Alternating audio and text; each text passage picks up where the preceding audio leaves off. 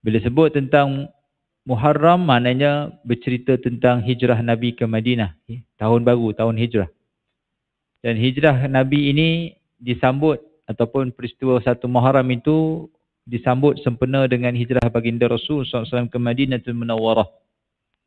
Dan berlangsung setelah peristiwa hijrah atau peristiwa korban pada bulan Zulhijjah. Maknanya siapa-siapa yang nak berhijrah, maka dia kena korban. Begitu. Orang yang nak berhijrah tapi tak nak berkorban, dia tak jadi. Hijrah bercerita tentang naik kepada satu anak tangga yang lebih baik. Daripada tak pandai ngaji kepada pandai mengaji. Daripada malas ibadah kepada rajin ibadah. Daripada tak sedekah kepada sedekah. Daripada tak solat kepada solat. Ini hijrah. Daripada tak baik kepada baik. Kalau daripada baik kepada maksiat, itu bukan hijrah. Hijrah dia mesti upgrade, naik atas. Ya. Bila sebut naik atas, bila sebut tentang kemajuan, bila sebut tentang lebih pandai, lebih cemerlang, lebih hebat, semuanya menuntut 1001 pengorbanan. Kita nak pandai dalam pelajaran, maknanya kena berkorban masa, kena korban tenaga, kena korban duit, nak baca buku, nak jumpa cikgu, nak buat fast question, barulah cemerlang. Yang kita nampak pelajar straight A, yang kita tak nampak siang malam tak tidur malam.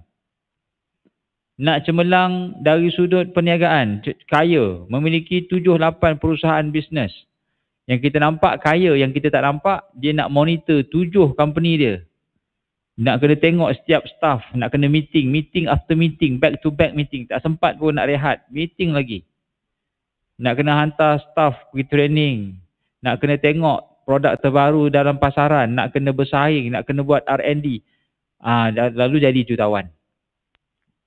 Jadi maknanya nak dapat jutawan, maknanya dia kena proses korban. Nak jadi orang yang pandai hafal Quran, pandai baca Quran, nak hafal Quran, dia perlu berkorban juga. Ingat, imam walaupun dah pandai hafal Quran, dah pandai baca, tapi dia tetap kena mengulang. Kalau dia tidak mengulang Al-Quran, nanti dia lupa. Nak mengulang itu pengorbanan. So kalau dalam dunia ni kita diajar untuk berkorban untuk dapat sesuatu yang hebat, indah, yang cemerlang, yang hebat, apatah lagi nak dapat syurga. Kalau dunia pun kena korban, syurga lagilah. Yang mana mata tak pernah tengok, telinga tak pernah dengar, hati tak pernah terlintas, takkan tak ada pengorbanan. Jadi berkorban untuk ke syurga itu sesuatu yang mandatori, yang mesti buat. Kalau tak buat, maknanya kita tak ke arah syurga lah jawab dia. Kerana para anbiya hidup mereka penuh dengan ujian, penuh dengan mujahadah.